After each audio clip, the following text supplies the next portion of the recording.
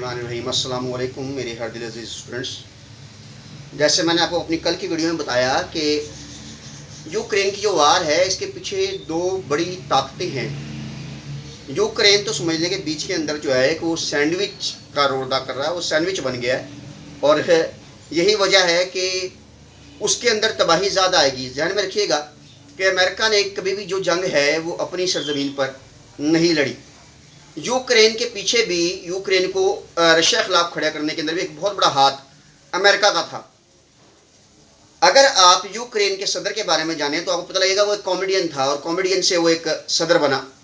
तो अब यहाँ पर इस बात को ध्यान में रखिएगा, उसको वहाँ से कॉमेडियनशिप से लेकर सदारत तक लाने में किस किस ने किरदार अदा किया होगा। और ये भी ध्यान में रखिएगा कि यूक्रेन के साथ जो रशिया का मसला वो पुराना है, लेकिन उसके अंदर कुछ मुआहदा बंदी हो गई थी जिसकी वजह से जो है एक अमन का माहौल पैदा हो गया था। लेकिन यूक्रेन को जो मुसलसल ये बात रशिया बता रहा था कि आप नेटो से दूर रहें। असल में अमेरिका जो है वो यूक्रेन को नेटो में शामिल करवा कर बिल्कुल रशिया के सर पर आकर बैठना चाहता है। और यही वजह है कि अगर वहाँ पर आकर नेटो की फोर्सेस बैठ जाती हैं तो फिर उसके बाद यूक्रेन जो रशिया है वो बिल्कुल ही जो है वो हेल्पलेस हो जाएगा, उसको अपने आप को सेव करने में प्रॉब्लम होगी। और आप ये मैंने कल भी बताया कि सोवियत यूनियन और अमेरिका के कोल्ड वार सारी ज़िंदगी शुरू रही और अब रशिया जो है वो ताकत पकड़ रहा है और वो उस तरफ चल रहा है। दूसरी बात यह है कि इस जंग को किसी न किसी हद तक मुसलमानों के खिलाफ भी मोड़ा जा रहा है कि चेचिया के मुसलमान उसके अंदर शामिल हुए हैं तो उसकी वजह से उसकी तरफ भी मोड़ा जा रहा है। लेकिन अब थोड़ी सी बात ये करेंगे कि असल में यूक्रेन जो है उसके ऊपर रशिया ने अटैक किया क्यों है, उसको ऐसा क्या मसला था यूक्रेन के साथ। देखिए, अगर आप यूक्रेन का वेस्ट एरिया देखेंगे तो वहाँ पर पोलैंड, क्रीमिया, इस तरह के ममालिक मौजूद हैं जो कि तमाम के तमाम नेटो के मेंबर हैं। और यूक्रेन एक लंबे अरसे से जो है वो रशिया के साथ तो चल रहा है, मगर अब उसकी भी ये विल हुई कि यार हमें भी जो है नेटो की तरफ जाकर देखना चाहिए कि नेटो असल में क्या हमें बेनिफिट दे सकता है। और बेसिकली आप ये ध्यान में रखिएगा, जो छोटे ममालिक होते हैं यानी कि जिनकी पावर के लिहाज से छोटे होने की बात कर रहा हूँ, उनकी हुकूमतें बनाना और गिराना ये सुपर पावर्स के हाथ में होता है और यही अपनी मर्जी की हुकूमतें लाते हैं और गिराते हैं।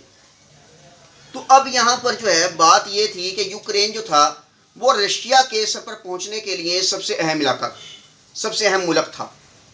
इसलिए जब पोलैंड के अंदर जो नेटो है उसकी वहाँ पर फौजें मौजूद हैं और तकरीबन 5,000 ट्रुप्स मौजूद हैं पोलैंड के अंदर नेटो के, तो यही बात थी जिसकी वजह से रशिया कह रहा था कि ठीक है अगर आप किसको शामिल भी करना है शामिल कीजिए, मगर ट्रुप्स किस लिए, आप उनको असला किस लिए प्रोवाइड कर रहे हैं।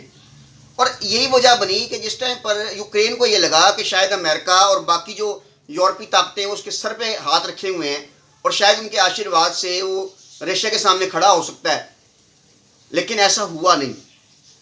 अमेरिका और बाकी जो यूरोपीय ताकतें थी वो थोड़ी पीछे की बैक की साइड पर गई, वो दूसरी पाबंदियाँ तो खेलना शुरू हुई, मगर उन्होंने रशिया को बराह रास्त ललकारा नहीं। और ये ध्यान में रखिएगा कि ये जो कई स्टूडेंट्स में से सवाल कर रहे हैं सर क्या ये थर्ड वर्ल्ड वार की तरफ जा रही है गेम, तो शायद क्योंकि कल की जो हम यूक्रेन पे वीडियो बनाएंगे उसमें हम ये बात करेंगे कि किस तरह इसके अंदर इसराइल जो है वो कूद गया, किस तरीके से इस जंग के अंदर जो है वो न्यूक्लियर पावर इस्तेमाल की जा सकती है, किस तरह इस जंग को जो है मुसलमानों के अगेंस्ट मोड़ा जा सकता है। कल हम इस टॉपिक पर बात करेंगे। तो इंशाल्लाह नेक्स्ट वीडियो